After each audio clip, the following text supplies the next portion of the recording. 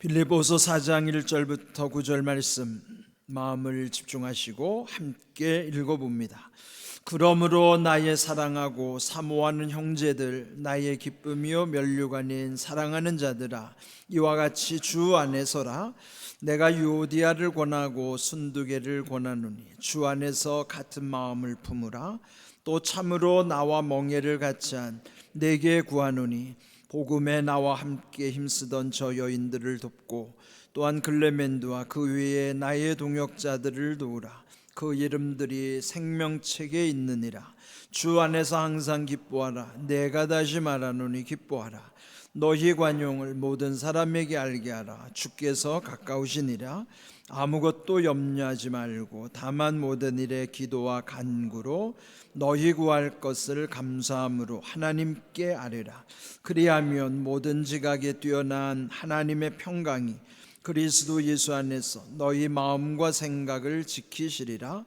끝으로 형제들아, 무엇에든지 참되며 무엇에든지 경건하며 무엇에든지 오르며 무엇에든지 정결하며 무엇에든지 사랑받을 만하며 무엇에든지 칭찬받을 만하며 무슨 덕이 있든지 무슨 기름이 있든지 이것들을 생각하라. 너희는 내게 배우고 받고 듣고 본 바를 행하라.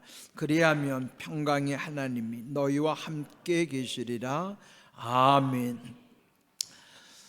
지난 한 달 동안에 우리는 이 빌립보서의 말씀을 계속 이어서 묵상하고 있습니다. 오늘은 이 마지막 장 빌립보서 4장에 있는 말씀으로 또 함께 은혜를 나누고자 합니다.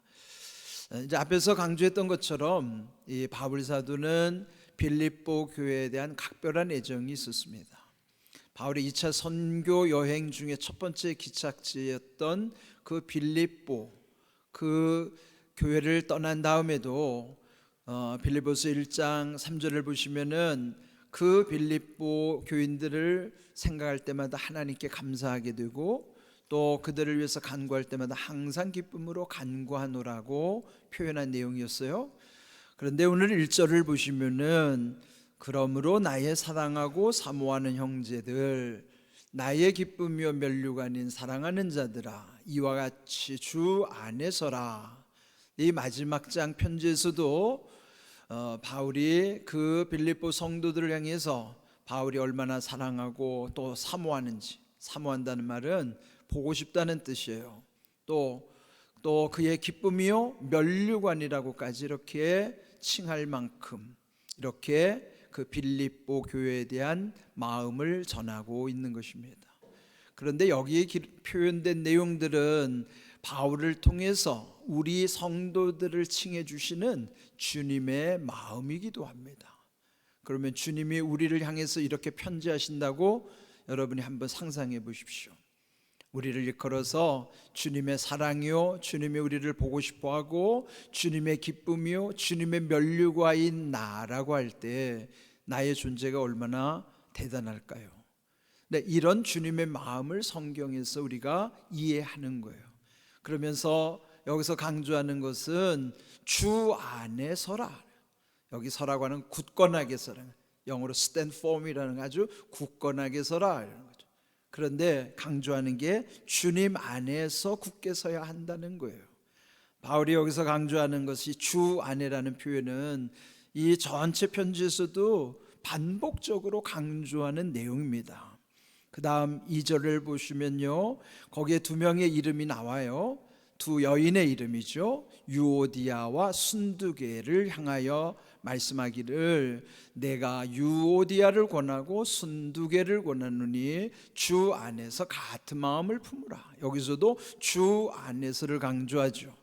그런데 이 두 여인이 같은 마음을 품으라고 하는 것은 이들이 지금 한 마음이 아니기 때문이에요. 이들이 지금 다툼이 있고 또 바울이 알 만큼이나 두 사람 사이 지금 관계가 안 좋은 거예요.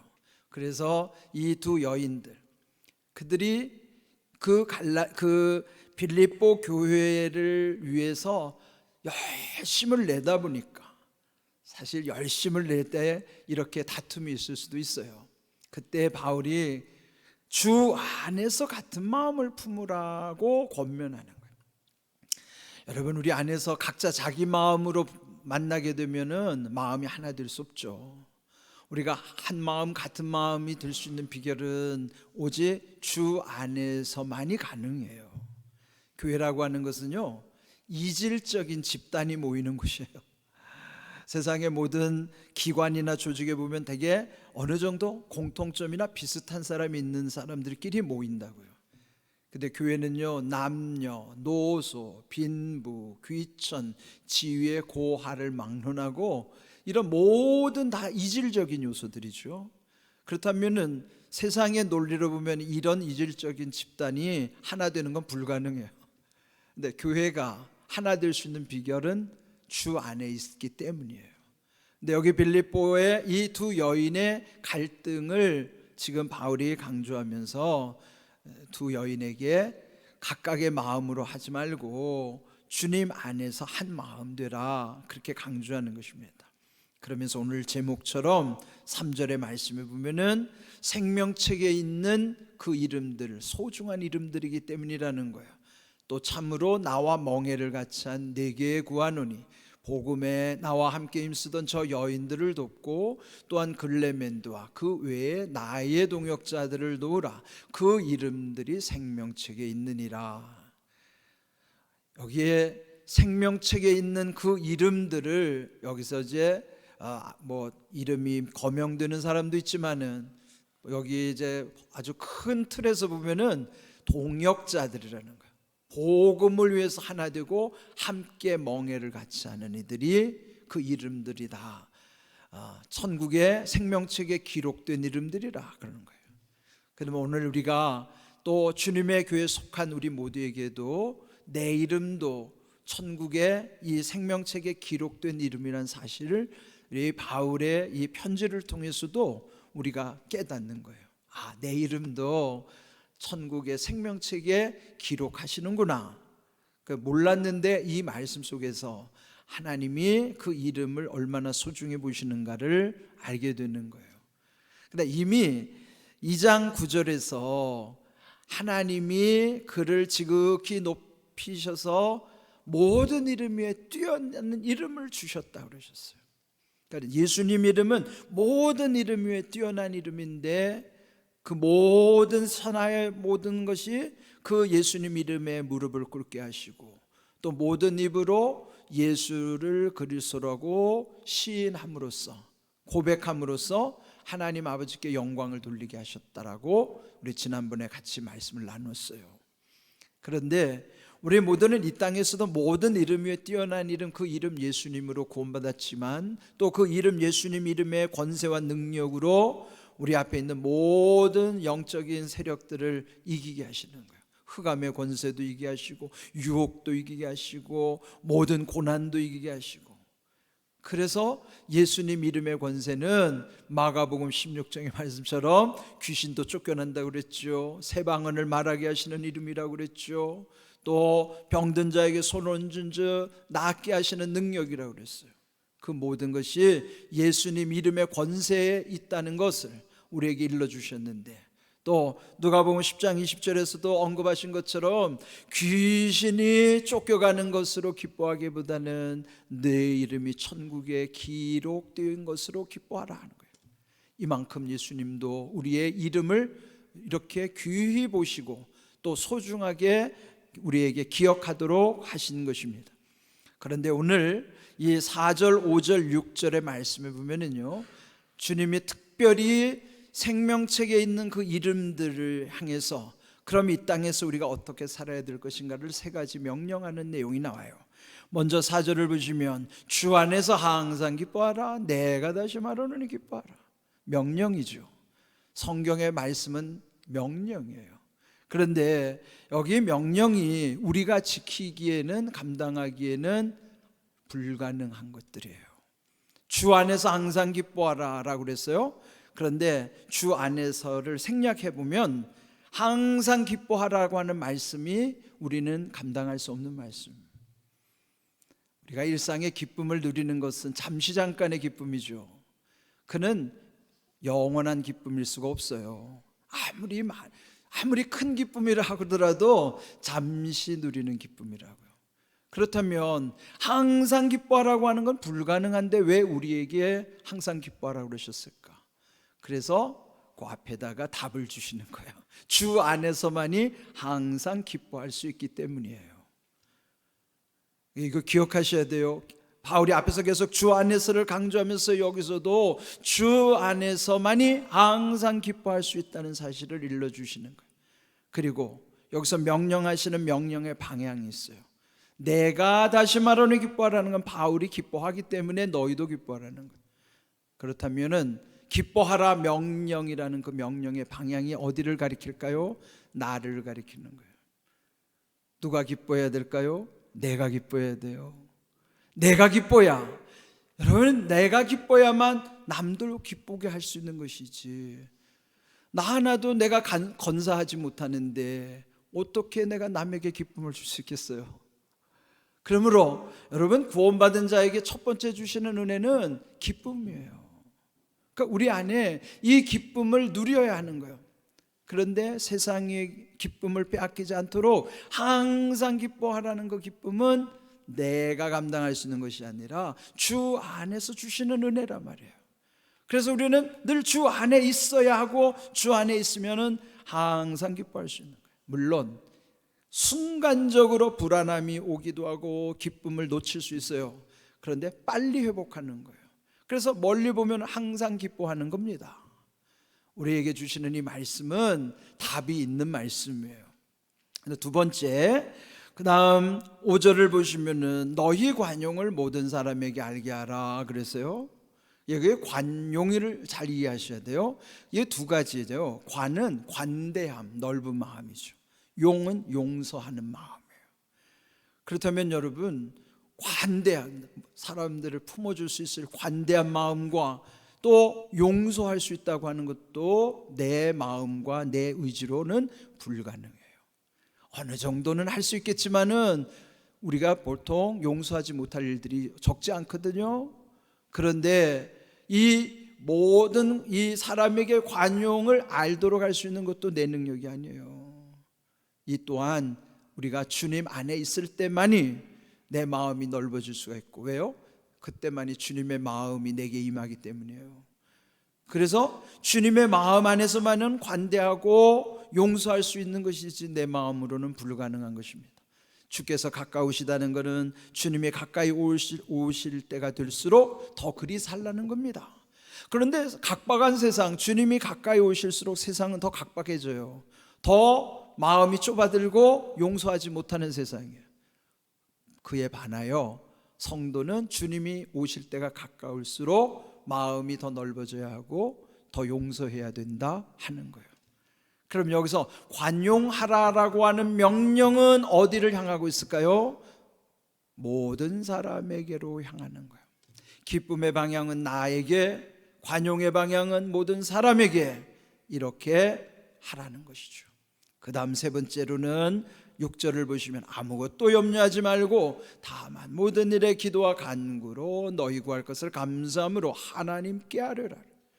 여기 보면요, 염려와 기도를 비교하고 있어요. 이 두 가지 속성은 함께 할 수 없는 속성들이에요. 빛과 어둠이 함께 할 수 없듯이 물과 기름이 섞이지 않는 것처럼 염려와 기도는 공존할 수가 없어요. 그는 뭐예요? 둘 중에 하나만 선택할 수 있다는 거예요. 그렇다면 기도를 선택하는 사람에게는 염려를 이길 수가 있지만은 기도를 놓치는 사람에게는 염려가 들어올 수밖에 없어요. 이 두 가지는 왔다 갔다 하는 거예요. 그래서 기도, 간구, 간절히 구하는 것, 그럴 때 감사함으로 하나님께 아뢰라는 거예요. 우리 기도할 때 놓치지 말아야 되는 것은 감사함으로 하나님께 기도해야 한다는 거예요. 요한복음 11장 41절을 보면요, 죽은 나사로를 살리기 전에 예수님이 하나님을 향해서 기도하는 내용이 나와요. 그때도 주님이 말씀하기를 아버지여, 지금까지 내 말을 들어주신 것을 감사하나이다. 그 뭐야? 지금까지 모든 것을 하나님 듣고 계신 것에 대해서 기도 들으심에 대한 감사예요. 우리도 기도할 때요, 먼저 아버지, 지금까지 내 기도 들어주심을 감사합니다. 그로부터 기도를 시작해야 된다. 그냥 내가 하신 것만 자꾸 달라달라 하지 말고 지금까지 하나님 은혜 주신 것, 하나님 들어주신 것 감사합니다. 그리고 또 다른 기도를 하는 거예요. 감사함으로 하나님께 아뢰라. 기도하는 사람에게는 염려를 이길 수 있지만 기도하지 않으면 염려가 들어올 수밖에 없다 하는 거예요. 그래서 기도 또한 주 안에서만이 지속적으로 할 수 있는 것이지, 그저 내 의지로 할 수 있는 기도는 얕은 기도요, 잠깐 할 수 있는 기도에 불과해요. 주님 안에 있을 때만이 우리의 기도도 지속적으로 할 수 있는 거예요. 그래서 여기 세 가지 명령, 첫 번째 기뻐하라, 두 번째 관용하라, 세 번째 기도하라. 이 세 가지 명령은 사실 우리의 의지로는 불가능해요. 그러면 나의 무능력 가운데 왜 하나님이 나에게 하라고 하셨을까 하는 거예요. 여기 하라고 하시는 것은, 만약에 우리가 할 수 없는 것을 하라고 하시면 그건 하나님은 그 좋은 하나님이 아니죠. 내 의지로는 할 수 없어도 하나님이 하게 하시면 할 수 있기 때문에 내 능력으로 하라는 게 아니에요. 하게 하시는 하나님의 능력을 힘입어서 하라는 것이요. 함께 하시는 하나님은 하게 하시는 하나님이시기 때문이에요. 그런데 우리는 오해하는 거예요. 하라 그러면 내 힘으로 하려고 하는 거예요. 불가능한 걸 어떻게 합니까? 그게 믿음 아니에요. 하라고 하는 명령은 내 힘으로 하라는 것이 아니라 하게 하시는 하나님의 능력을 힘입어서 하라고 하시는 거예요. 그러니까 여기에 이 세 가지 일도 내 힘, 내 능력은 할 수 없어도 하나님이 능력 주시면 할 수 있는 일들입니다. 주 안에서 항상 기뻐하시기 바랍니다. 그러려면 주 안에 있어야 돼요. 관용하는 것도 기도하는 것도 주님 안에 있을 때만이 그 일들을 감당할 수 있는 것이죠. 그 다음 7절을 보시면은 그 결론이 나와요. 이 세 가지 명령 가운데 주시는 그 결론이 뭔가, 그리하면, 이걸 구체적으로 번역하면 결론적으로 말하면 이런 뜻이에요. 결론적으로 모든 지각에 뛰어난 하나님의 평강이 그리스도 예수 안에서 너희 마음과 생각을 지키시리라. 여기 또 강조하는 게 그리스도 예수 안에서, 주 안에서를 강조하는 것입니다. 바울이 계속 주 안에서를 강조하는 표현은 결국 내가 할 수 없기 때문입니다. 주님 안에 있으면 하게 하시는 하나님의 능력을 힘입어 누구든지 할 수 있음을 말씀하는 거예요. 그런데 주 안에 있으면 하나님의 평강으로 내 마음도 생각도 지켜주시겠다는 거예요. 내 마음, 내 생각은 내가 지키는 게 아니에요. 내 마음, 내 생각을 지킬 수 있는 비결은 하나님의 평강이 임할 때만이 지켜질 수 있는 거예요. 그게 어디로부터 오는가? 예수님 안에서 오는 것이기 때문에 우리가 할 수 있는 것은 주님 안에 들어오는 것밖에 없어요. 이거는 우리의 지혜도 아니고 우리의 능력도 아니기 때문입니다. 모든 지각에 뛰어나신 하나님만이 하실 수 있는 일이기 때문에, 그래서 우리가 주 안에서 내 마음도 내 생각도 주님이 평강 가운데서 지켜주시기를 사모하며 우리는 늘 그렇게 말씀대로 이루기를 기도하는 것입니다. 8절의 말씀에 보면요, 8가지의 여러 가지 사항들을 지금 나열을 하고 있어요. 그런데 한마디로 말하면 어디에 있든지 무엇을 하든지, 그 되게 우리가 어디에 있죠. 되게 어디에 있든, 그래서 그곳에서 무엇을 하든지, 언제 어디서나 무엇을 하든지 우리에게 하라는 것은 무엇에든지, 즉 무슨 일을 하든지 참되어야 하고, 무엇에든지 경건해야 하고, 무엇에든지 오르며 정결하며 사랑받을 만하고 칭찬받을 만하고, 무슨 덕 무슨 기름이 있든지 이것들을 생각하라. 그 8가지를 이거를 그냥 내 머릿속에 암기하고 하려고 하면은 마찬가지로 할 수 없어요. 그런데 이것을 어떻게 할 수 있는가? 주님 안에 있으면은 모든 게 참되게 돼 있어요.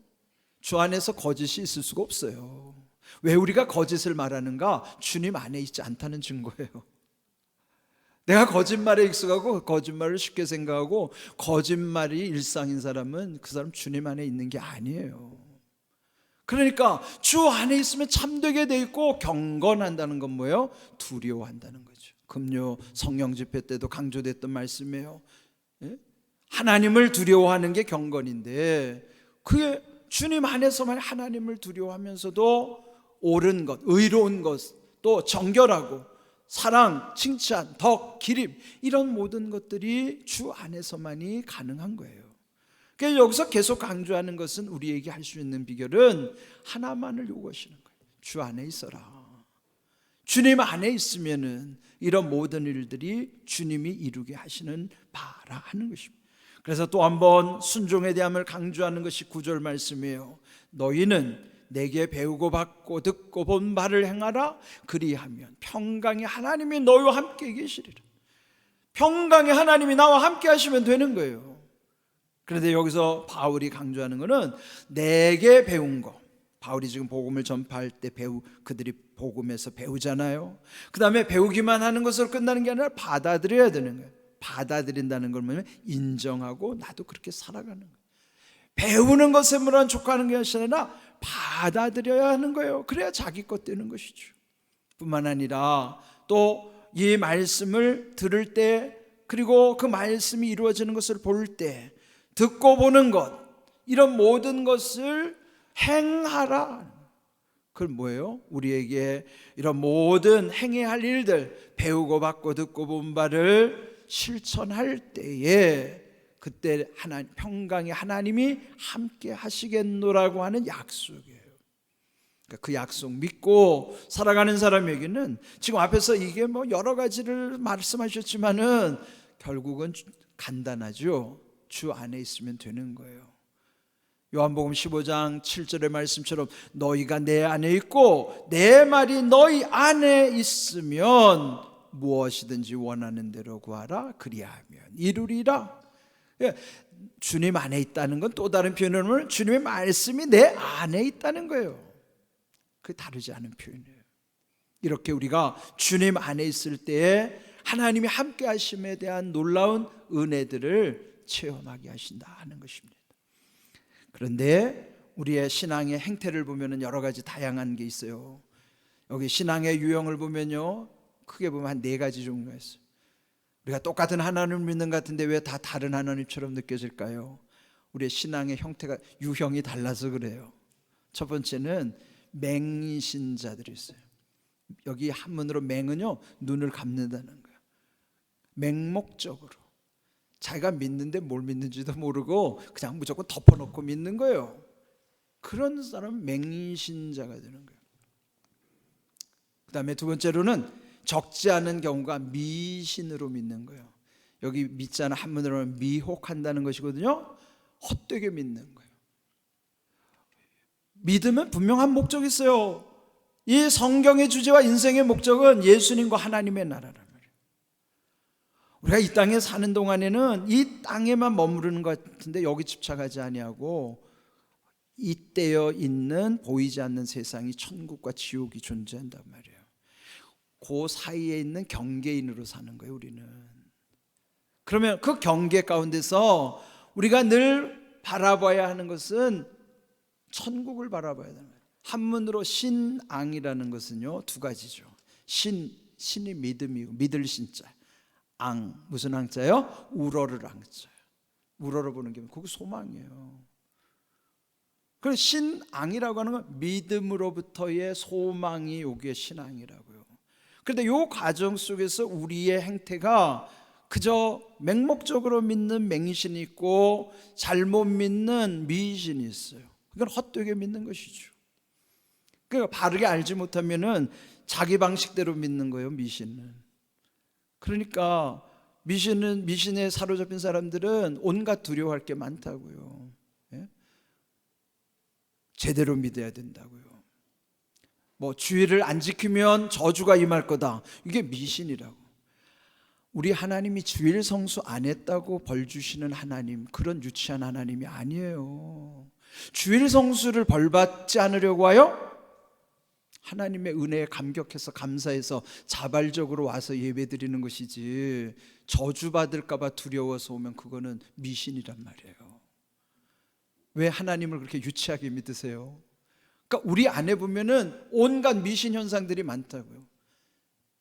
여기에 이 십자가, 이 나무 십자가의 자체의 능력을 믿는 것도 미신이라고요. 이건 상징이지. 이 성경책도 이거 베고 자면 머리가 아픈 게 나요? 이런 거 다 미신이라. 그러니까 바로 믿지 않는 모든 것은 미신이 우리 주변에 얼마나 많은지 몰라요.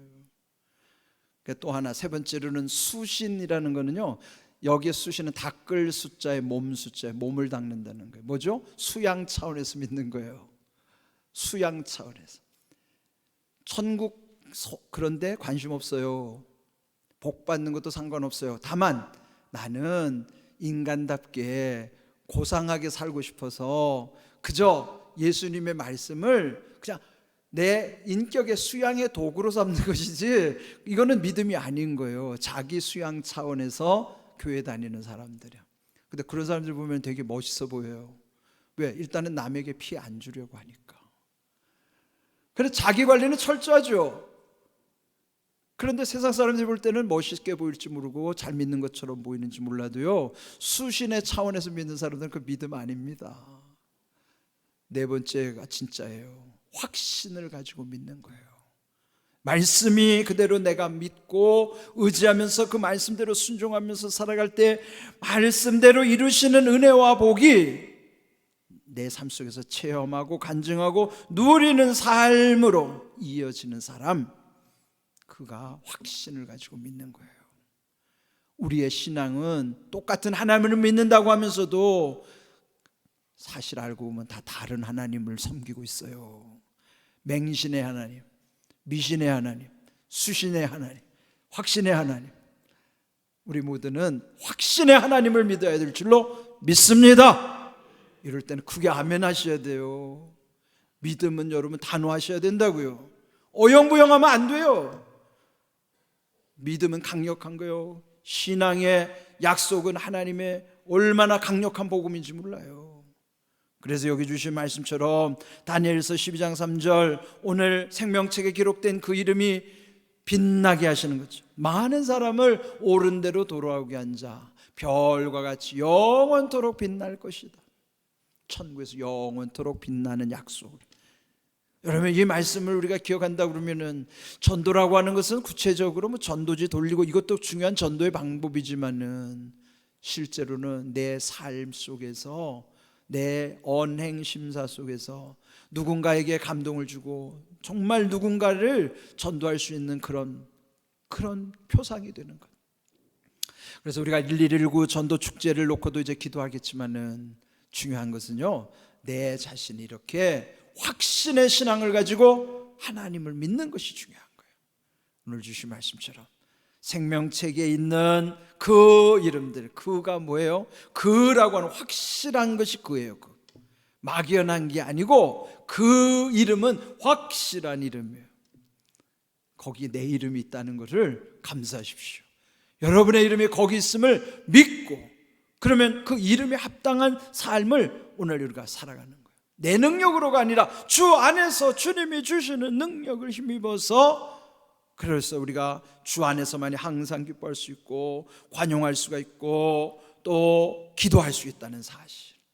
그래서 평강의 하나님이 함께 하시면 된다는 믿음, 그런 믿음 가운데 마음의 평안함과 담대함 속에서 모든 일을 감당하는 복된 믿음 되시기를 주님의 이름으로 축복합니다. 아멘.